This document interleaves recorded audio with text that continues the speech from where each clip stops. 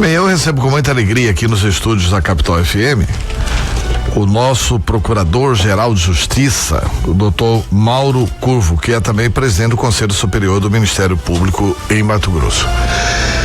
Doutor Mauro Curvo, primeiro registrando, obrigado pela vinda. É uma honra receber aqui a maior autoridade do Ministério Público do Estado, nesse momento em que muita interrogação há por parte da sociedade mato-grossense. A sociedade quer respostas, a sociedade está ávida por respostas. Mais de 50 entidades estão fazendo aí um manifesto, indo às ruas, convocando a população, que é um manifesto Reage Mato Grosso, para que Mato Grosso possa reagir a esse mar, a esse oceano de corrupção que foi anunciado aqui no nosso estado. E aí tem muita coisa que a esperança maior da sociedade são em duas instituições. Primeiro, o Ministério Público. Segundo, o Poder Judiciário. Então, a responsabilidade dessas duas instituições cresce enormemente aos olhos da população. Inicialmente, como que o senhor vê esse panorama todo, essas delações do Silval Barbosa chegam a assustar? O senhor que é acostumado a conviver dentro do Ministério Público Estadual, bom dia, um prazer enorme recebê-lo aqui. Bom dia, Antero, bom dia, ouvintes da Capital FM. Em primeiro lugar, eu digo que a honra é minha, eu que agradeço a oportunidade de vir aqui conversar contigo, conversar com todos os ouvintes, para a gente poder aqui deixar claro que o Ministério Público de Mato Grosso, ele agora está buscando obter o compartilhamento das provas obtidas com a delação do ex-governador Silval Barbosa, para a gente poder continuar a trabalhar.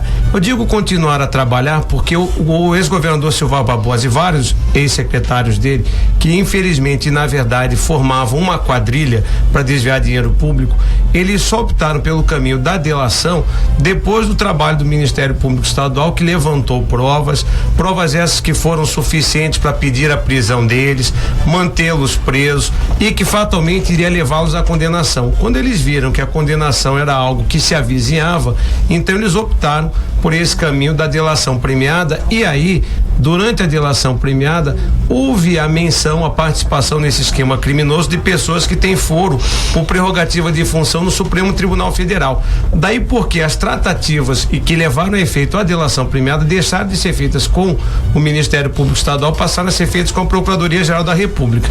Então, nesse momento, a gente já fez 2 pedidos de compartilhamento das provas oriundas dessas delações, para a gente poder complementar as investigações que nós já tínhamos aqui, porque muito do que ele falou lá, para nós não é novidade. Muito do que ele falou, ele trouxe, apontou as provas de algo que a gente já imaginava, porque já se delineava nas investigações que a gente tinha aqui.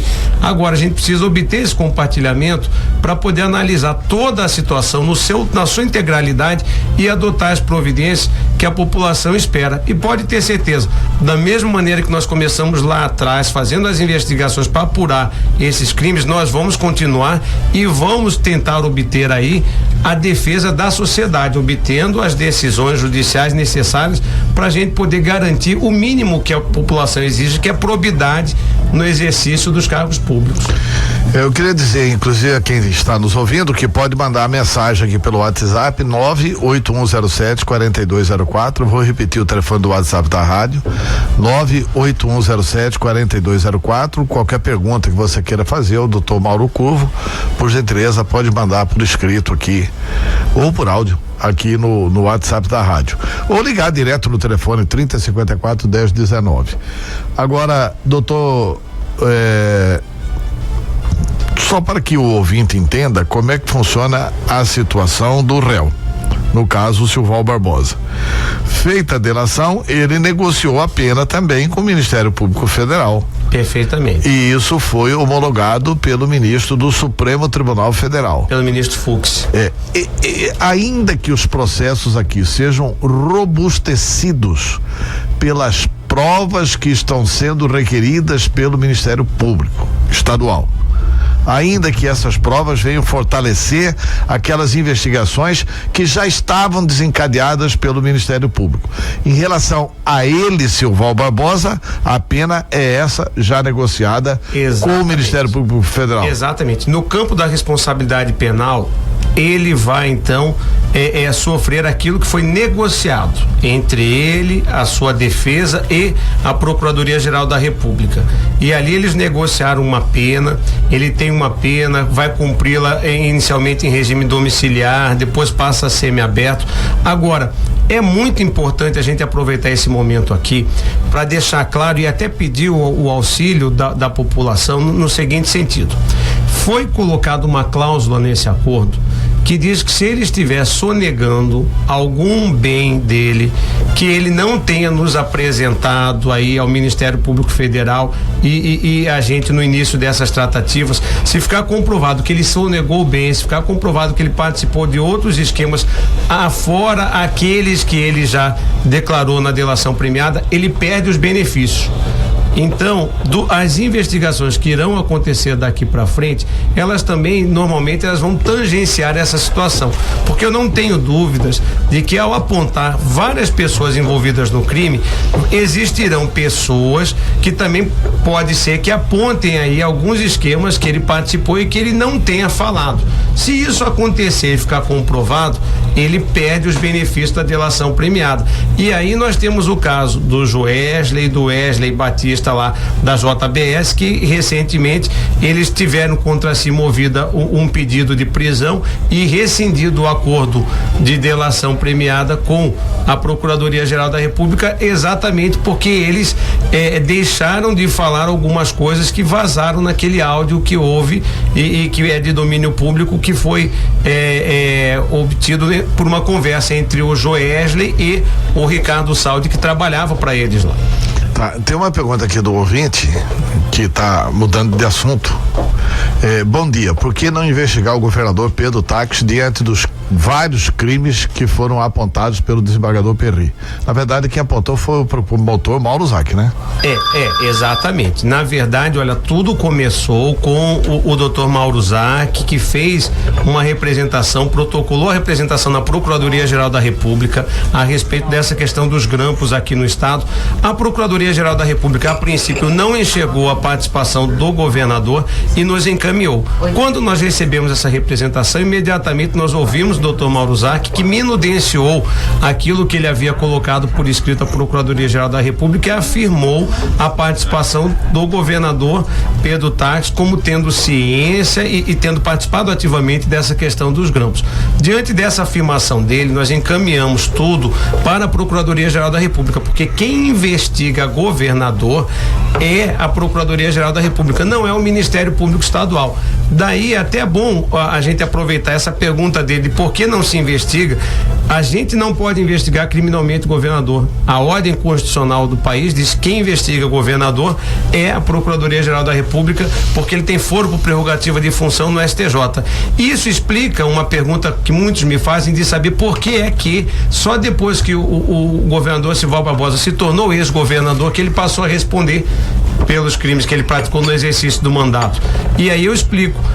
Aconteceu dessa maneira porque enquanto ele estava no mandato, a gente não podia investigá-lo criminalmente. Nós tínhamos investigações civis, inquéritos civis instaurados que apuravam fatos que em tese até poderiam ser criminosos, mas nós só pudemos direcionar essa responsabilidade criminosa por esses fatos a ele depois que ele deixou de ser governador. E logo que ele deixou de ser governador, nós pudemos então soltar algumas operações baseadas nessas investigações anteriores e levamos ele, a esposa, secretários, todos para a cadeia, que é o lugar onde tem que ficar pessoa que desvia dinheiro público, porque a pessoa que desvia dinheiro público, no montante que eles desviaram, monta uma organização criminosa com essa finalidade, ele faz quase que, eu acredito, o crime mais sério e mais grave que pode existir contra uma sociedade, porque ele mata as pessoas na saúde por falta de atendimento, ele mata pessoas na estrada pela falta de qualidade da estrada para poder desviar o dinheiro, ele mata o futuro de nossas gerações na educação, porque subtrai dos nossos futuros adultos a oportunidade de ter uma educação de mais qualidade, porque foi subtraído o dinheiro. Então é um crime de lesa pátria, um crime que é muito grave e que quem pratica tem que ir para a cadeia. Essa é a regra do jogo. Tem uma pergunta que vem aqui do Paulo Esquinato. Bom dia. Pergunta para o Dr. Mauro Curvo: até quando Taques conseguirá se esquivar do MPE, já que mesmo com a delação de Silval e Maluf, E a Grampolândia Pantaneira, ele não é investigado pelo Então, Ministério Paulo, até Público. aproveito e já lhe digo, olha... Paulo Esquenato, o nome dele. O governador Pedro Taques só vai poder ter sua responsabilidade sob o prisma penal avaliada pelo Ministério Público Estadual o dia que ele deixar de ser governador do estado. Enquanto ele for governador do estado, quem tem que fazer a avaliação da conduta dele sob o prisma criminal é a Procuradoria-Geral da República, é o Ministério Público Federal, é o Superior Tribunal de Justiça, não somos nós.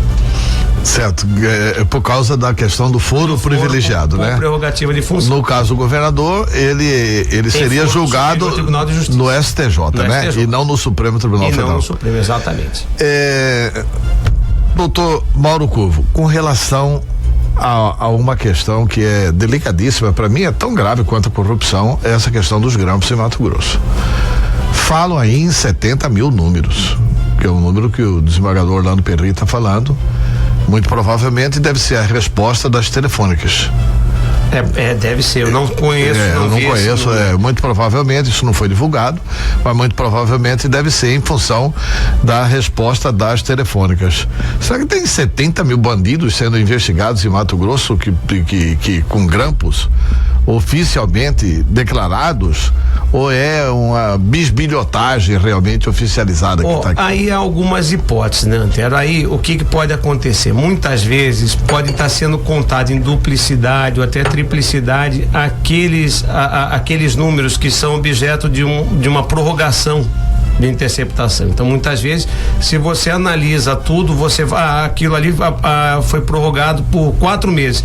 Então, pode ter havido uma prorrogação mensalmente sucessiva que você olha para aquilo, acho que são 4 os números interceptados, na verdade é um que foi prorrogado por 4 vezes. Então a gente teria que ver exatamente com base em qual o fundamento dessa afirmação para a gente saber. Agora, 70 mil pessoas, eu acredito que não, porque no mínimo também tem pessoa que tem mais de um número.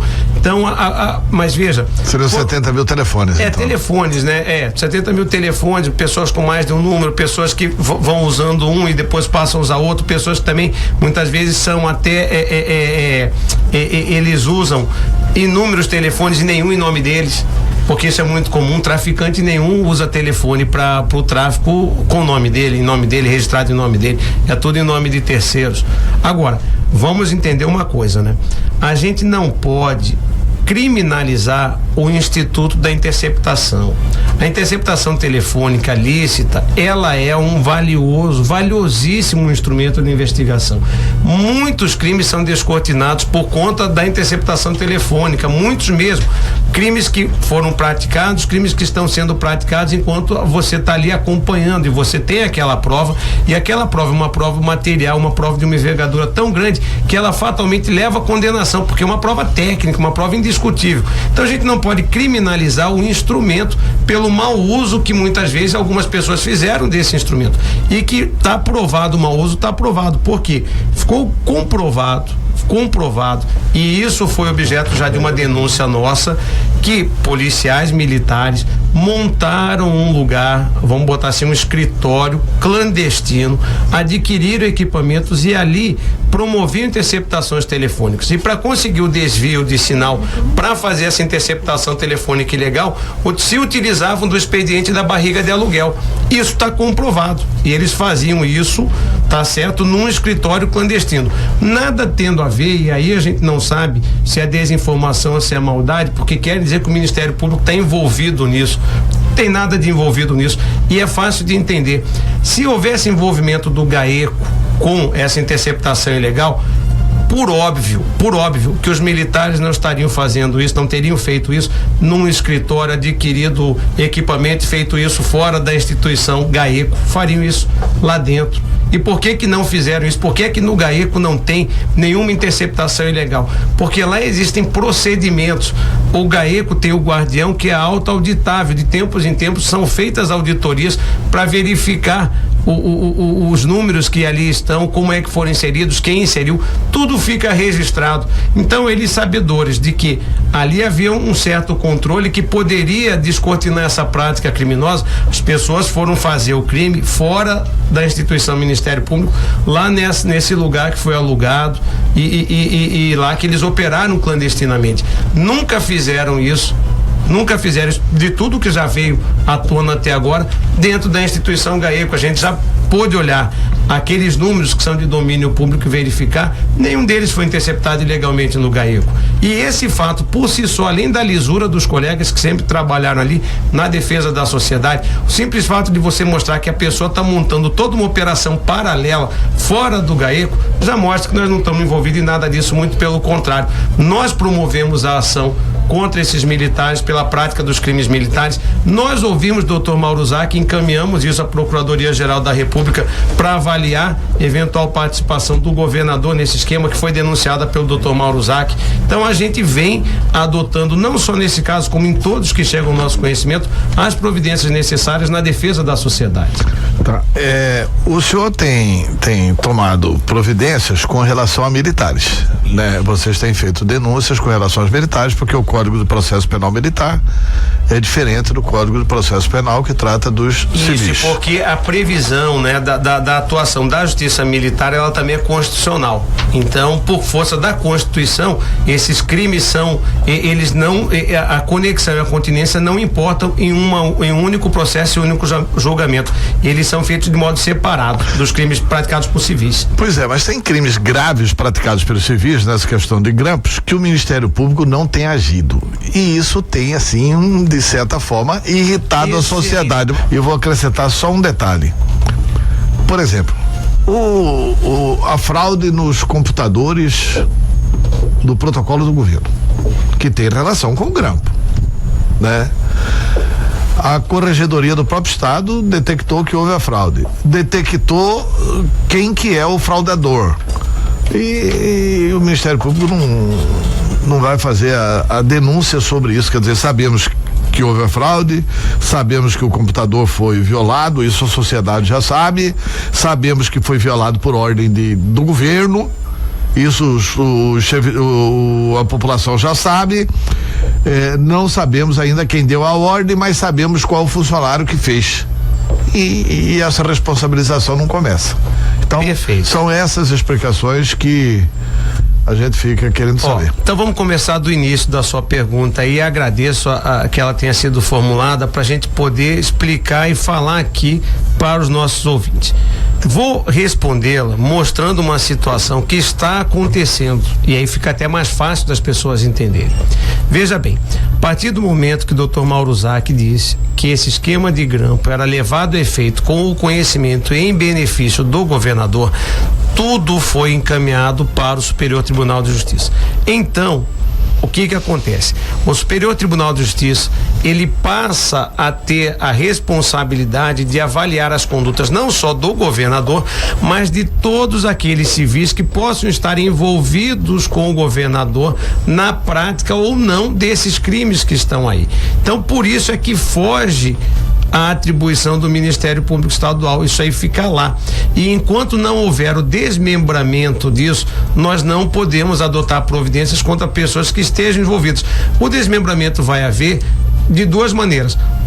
Com a Procuradoria-Geral da República afirmando a participação do governador nisso, de repente oferecendo denúncia lá e encaminhando pra gente todos os outros que não têm foro por prerrogativa de função, ou entendendo que não há participação do governador nisso, promovendo o arquivamento da responsabilidade dele lá e encaminhando o restante para nós. É exatamente o que está acontecendo agora em relação a esta situação da delação do ex-governador Silval com o ministro Luiz Fux, lá no STF.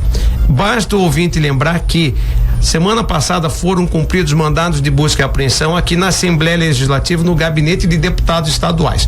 Deputado estadual, que seria teoricamente responsabilidade do MPE. Que seria responsabilidade do MPE, e do TJ, e do Tribunal de Justiça. Mas quem mandou fazer as buscas lá não foi o Tribunal de Justiça. Quem pediu as buscas lá não foi o Ministério Público Estadual. Quem pediu a busca foi a Procuradoria-Geral da República. Quem a determinou foi o Supremo Supremo Tribunal Federal. Por quê? Porque está tudo em conexão na delação do ex-governador Silval Barbosa, que implica nesse esquema criminoso pessoas que têm foro por prerrogativa de função no Supremo. Então, o que está acontecendo neste momento, onde a gente já pediu o compartilhamento, que é para poder agir sob o prisma da improbidade. Quando a gente obtiver o compartilhamento das provas da delação do Silval, com o compartilhamento nós vamos poder agir no campo da improbidade, mas no campo da parte criminal, responsabilidade criminal, nós só poderemos agir quando se optarem lá pelo desmembramento. Peraí, no campo da improbidade vocês podem agir antes? Com o compartilhamento. Só com o compartilhamento? Com o compartilhamento, porque o que acontece, Antero? Essa que é uma tese que eu queria entender. Sabe por que eu quero entender? Porque há uma remansosa jurisprudência em todos os tribunais superiores. O STJ pensa assim e o Supremo Tribunal Federal pensa assim. Não há decisão em contrário disso. Qual que é a jurisprudência? Que improbidade não tem foro. Perfeito, não tem foro. Que qualquer juiz pode julgar. É isso. Se qualquer juiz pode julgar, por que o Ministério Público não pode denunciar a questão de improbidade? Isso. Foi bom colocar isso que tá aí. O que acontece nessa situação? Não existe na lei previsão de foro por prerrogativa de função para atos de improbidade. Então, me pergunto, olha, já saiu na imprensa o vídeo, por que é que vocês ainda não tomaram providência? Só um parênteses, tem aqui, Capital FM, bom dia, Mauro Curvo, o Ministério Público não deveria investigar o prefeito Paletó, já que o vídeo é perfeitamente plausível de crime. O que cabe ao Ministério Público quanto ao prefeito Emanuel Pinheiro? Isso. A população Gabã não suporta recordar o vídeo em que o prefeito leva dinheiro no paletó. Vamos chegar lá. O que acontece? A gente sabe, porque nós que começamos as investigações, são inúmeras as investigações. Quando o ex-governador Silval Barbosa resolveu fazer a delação, ele o fez porque ele sabia que as provas que nós tínhamos iria levá-lo a uma condenação. Então ele acabou optando por esse caminho, é um direito dele, e com esse caminho ele trouxe muitas informações às quais nós precisamos ter acesso para a gente conhecer o todo. O que saiu na imprensa é apenas uma parte de um todo. Saiu uma parte de um todo.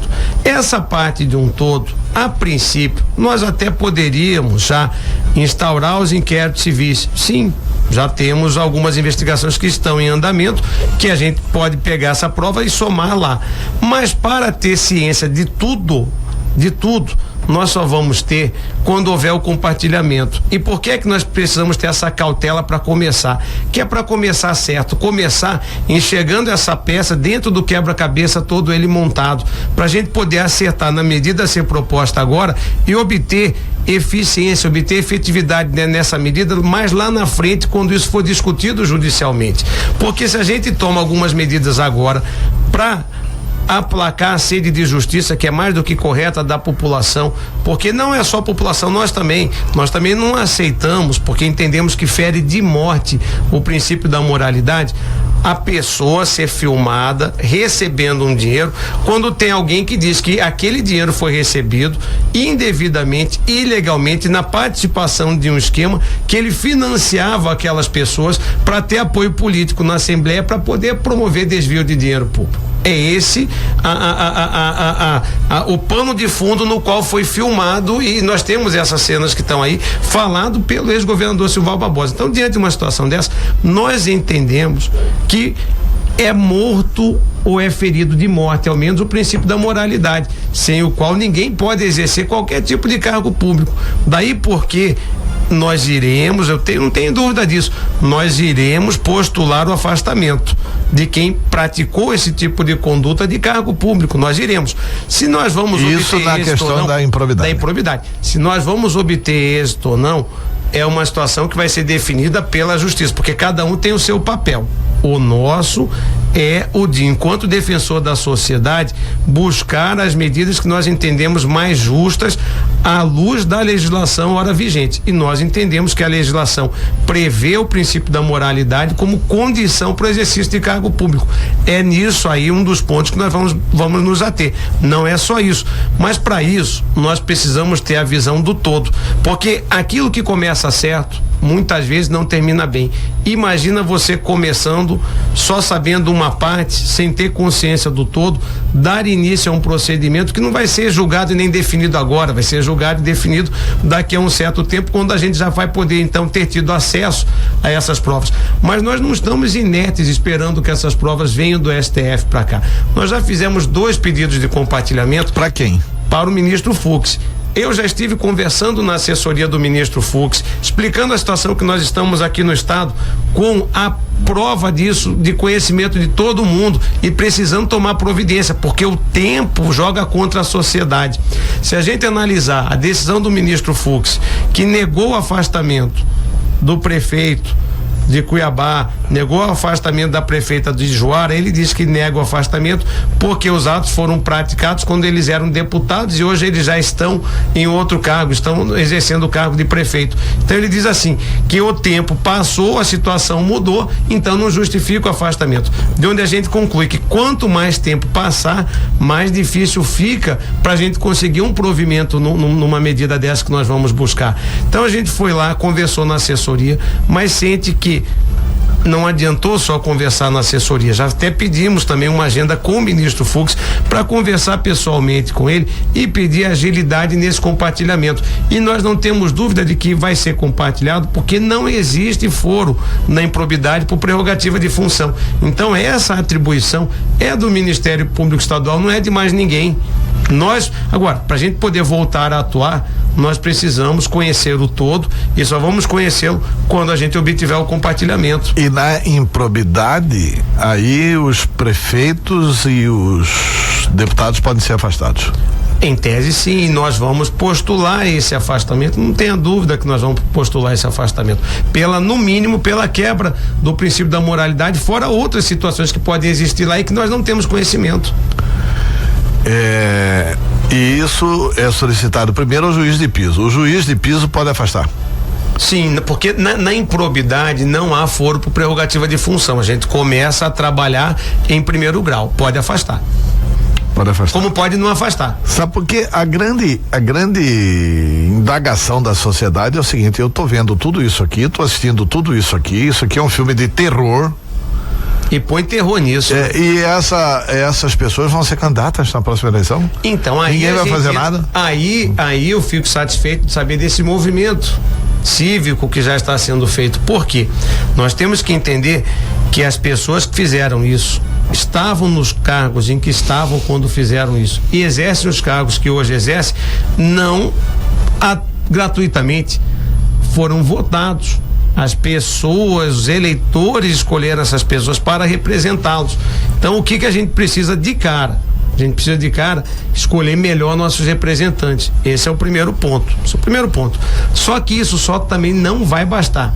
O que a gente precisa fazer, e aí eu vou lhe dizer, Antero, é que aqui em Mato Grosso, o Ministério Público está buscando uma solução integrada para a gente conseguir combater esse estado de coisas de corrupção.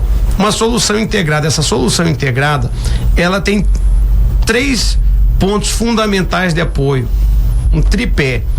O primeiro, a gente precisa ir às escolas, fazer aqui dentro, montar projetos, e daqui a pouco eu tenho reunião com secretários de educação e a gente vai propor essa parceria, propor esse projeto, ir às escolas e trabalhar com as crianças, para que a gente tenha a escola como um ponto difusor de ética, a escola como um ponto formador de futuro cidadão, quase que vacinado contra a corrupção. É a campanha Todos Juntos contra a Corrupção, que foi lançada pelo Conselho Nacional do Ministério Público, que visa então tomar conhecimento de quais são essas iniciativas nas escolas, na educação, para formar esse cidadão imune à corrupção. Essa campanha do Ministério Público Estadual ou federal? É campanha do CNMP, que aqui no Ministério Nacional do Ministério Público. Que aqui no Ministério Público Estadual a gente vai fazer um negócio diferente. A gente vai propor fazer essa campanha numa parceria entre o MPE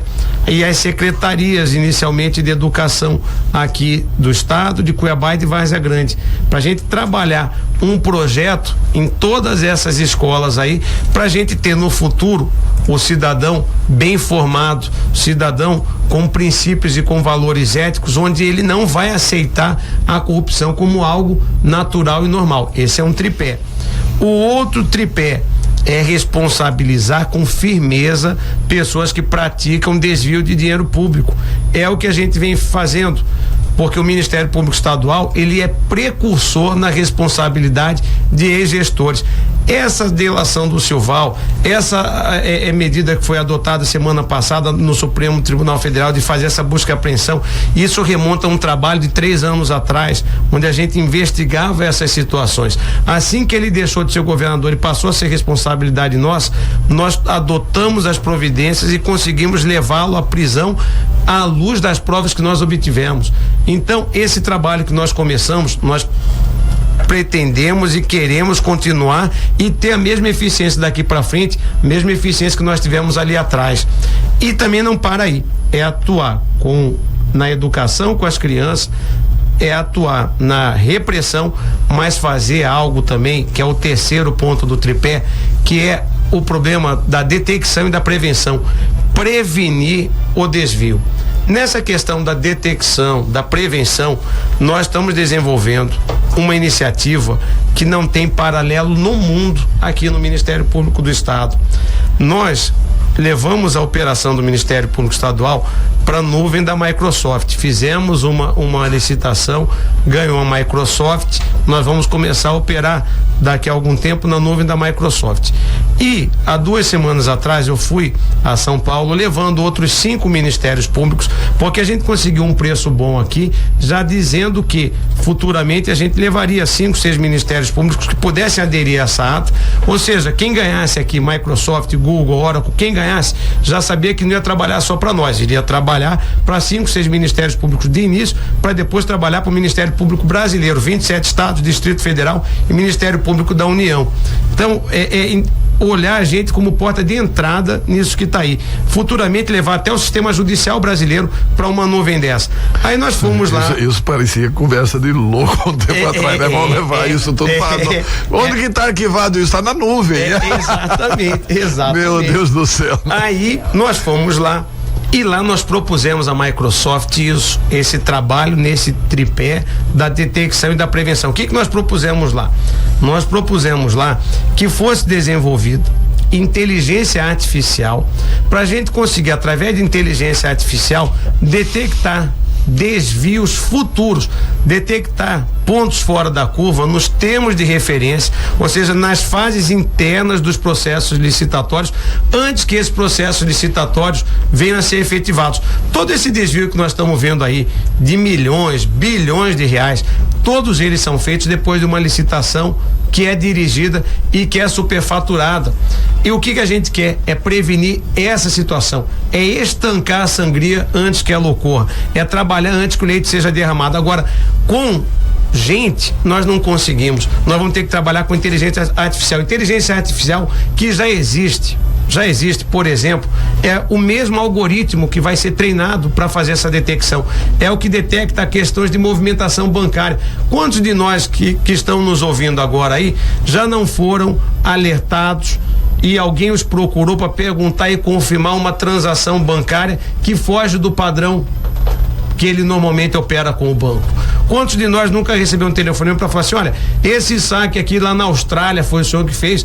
A pessoa fala, mas como Austrália, meu amigo? Eu tô aqui em Poconé, eu não tenho nada a ver com isso. Então aquilo ali é detectado. É detectado não é por gente, é detectado por inteligência artificial. A mesma inteligência artificial que a gente quer trazer para cá, treinar esse algoritmo, rodar na nuvem da Microsoft e detectar esses pontos fora da curva nos termos de referência que estão no Aplique, que são de domínio do Tribunal de Contas. É fazer igual aquele filme que anos atrás teve lá, né, com Tom Cruise. Vamos retornar para a Terra.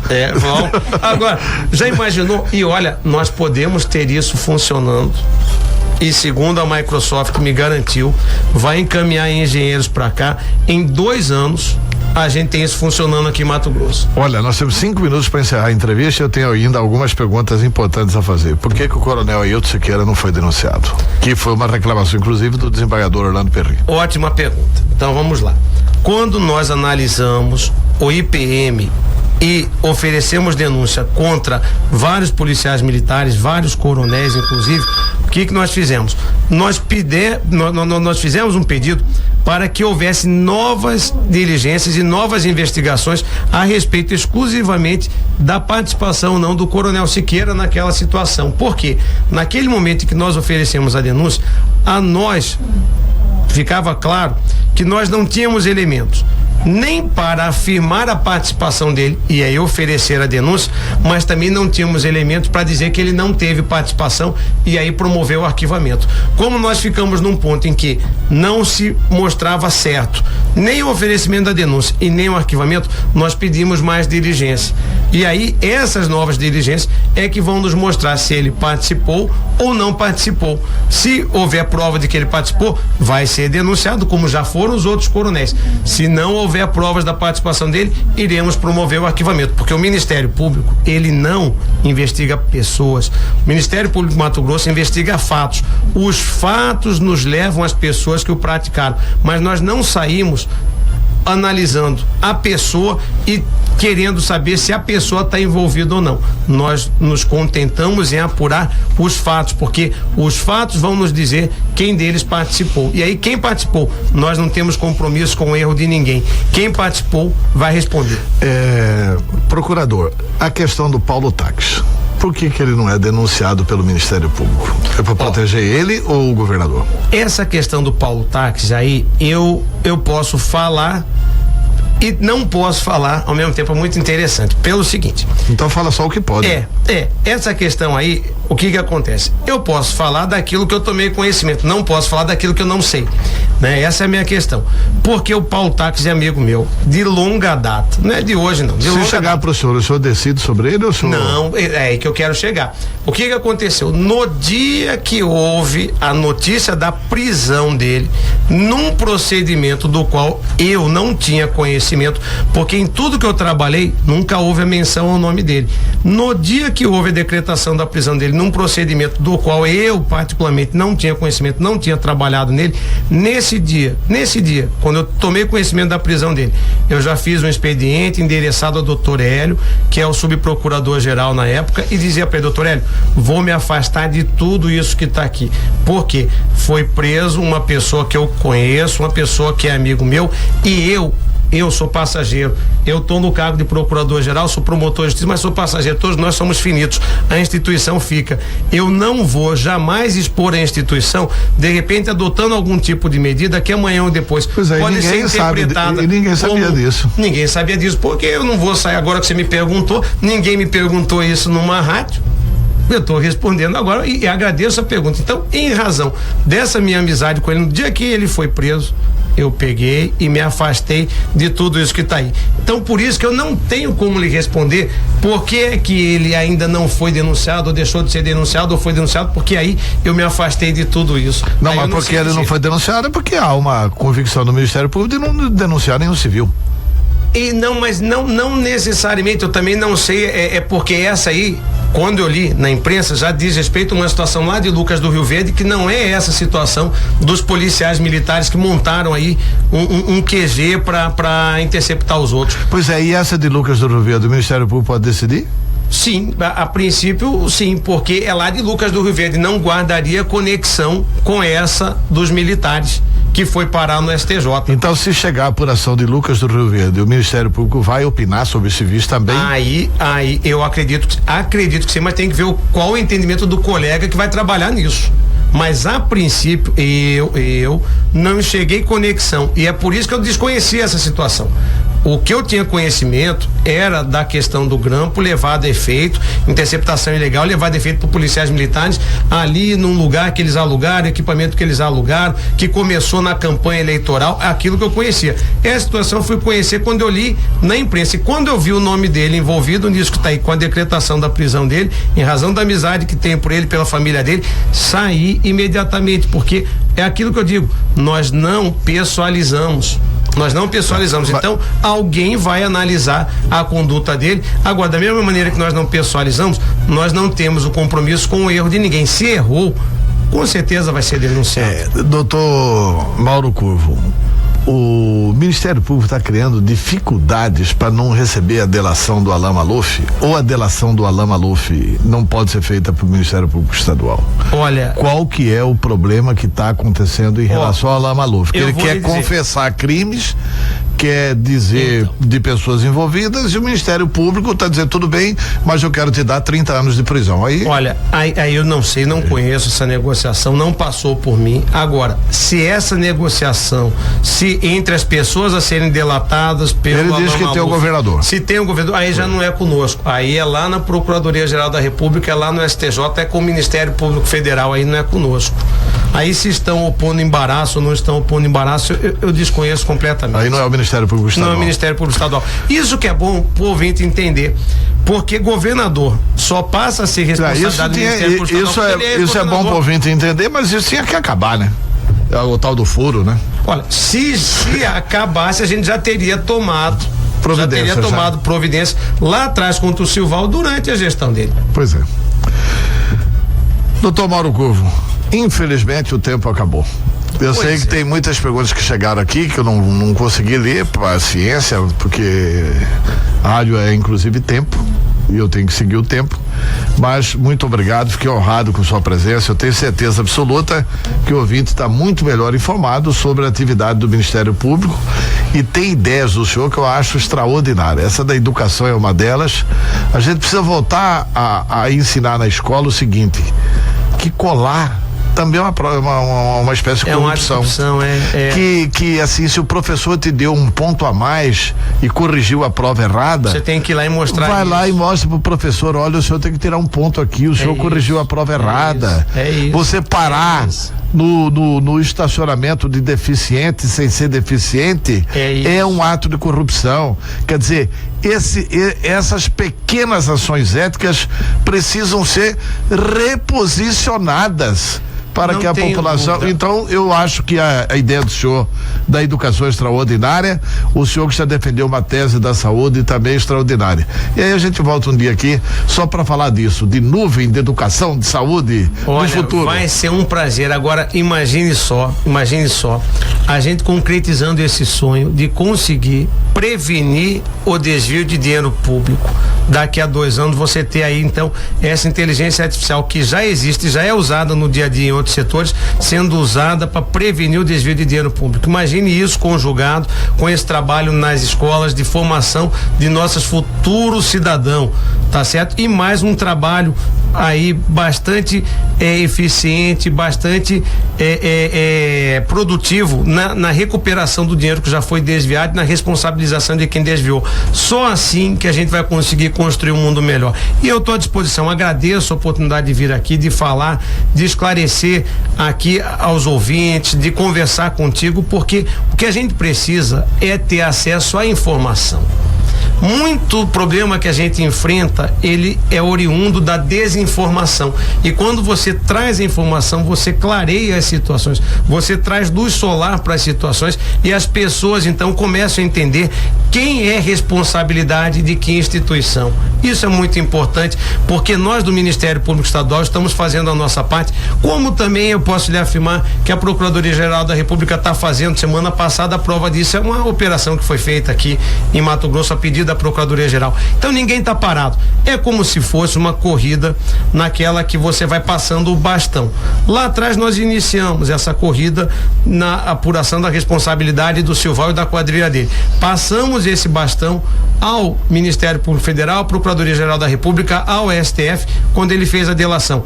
Agora estamos aguardando ali para receber o bastão de volta e poder continuar essa corrida. Muito obrigado ao procurador Mauro Curvo.